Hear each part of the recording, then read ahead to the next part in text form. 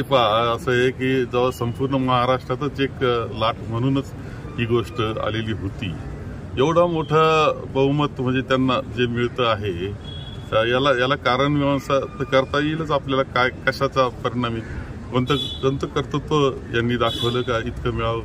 ज्या संसाधनांचा वापर प्रचंड प्रमाणामध्ये केला जातो, जे बुद्धिभेद केला जातो, माणसामध्ये भेद निर्माण केला जातो, धर्माचा वापर केला जातो, जातीचा वापर केला जातो, हे तर खरं म्हणजे यांचे अस्त्र आहे भारतीय जनता पक्षाचे, आणि त्यातून हे यश मिळालेलं आहे. त्यामुळे खरं लोकशाहीला अभिप्रेत यश हे नाही. विरोधी पक्ष नेता सुद्धा होऊ शकत नाही असं संख्याबळ कुठेतरी आघाडीकडे दिसते, आणि याला जबाबदार कुठेतरी महायुतीनेच सगळे हे. ठीक आहे, आता या सगळ्याचा परिणाम जे असतील ते भोगावे लागतील आणि दुरुस्त करावा लागेल. शेवटी देशाची लोकशाही वाचवायची असेल, राज्यघटना वाचवायची असेल तर आम्हाला आणखी काम करावं लागेल. एवढंच संघर्ष आहे, करू आम्ही. ती योजना राजकीय कारणाकरता म्हणूनच त्यांनी केली होती, त्यांची काही मूळ योजना ती नव्हती, तर राजकीय कारणाकरता त्यांनी केली होती. परंतु त्या व्यतिरिक्त सुद्धा जे संसाधनं वापरलेले त्यांनी, त्याकरता पैसा 700 कोटी रुपये निर्णया ठिकाणी पकडले जातात. हा अनुभव म्हणजे रेकॉर्डवरच गोष्टी काय नाही ते वापर केला, धर्माचा वापर केला, माणसांमध्ये मनभेद निर्माण करण्याचे प्रयत्न केले. ही काही खरी लोकशाहीची प्रक्रिया नाही.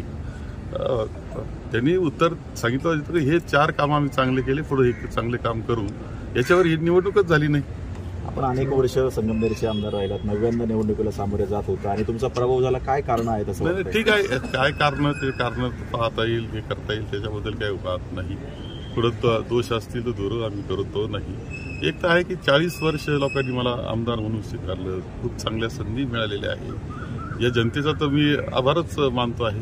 आता कुठं काय नेमकं घडलेलं आहे, हे जे मी संसाधनांचा वापर हे जे म्हणतो, ती पद्धत आमच्या या तालुक्यामध्ये कधी नव्हती. निनाळ पद्धतीचा जो वापर झाला, ती पद्धत नवीनच वापर झालेला आहे. या सगळ्या गोष्टीचा परिणाम आहे, परंतु आम्ही आमचे काही असेल दोष तर ते दूर करण्याचा प्रयत्न करू.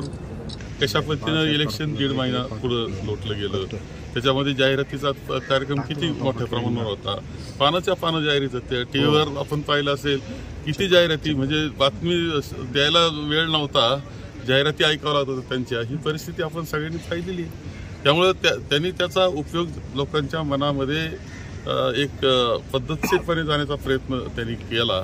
खरं म्हणजे त्यांनी कोणताही रोजगाराच्या प्रश्नावर ते बोललेले नाहीत, ना ते महागाईच्या प्रश्न बोलले, ना शेतकऱ्याचे प्रश्न सोडवण्याच्या बाबतीत बोलले, ना सोयाबीनला कसा बाजार देणार हे सांगितलं.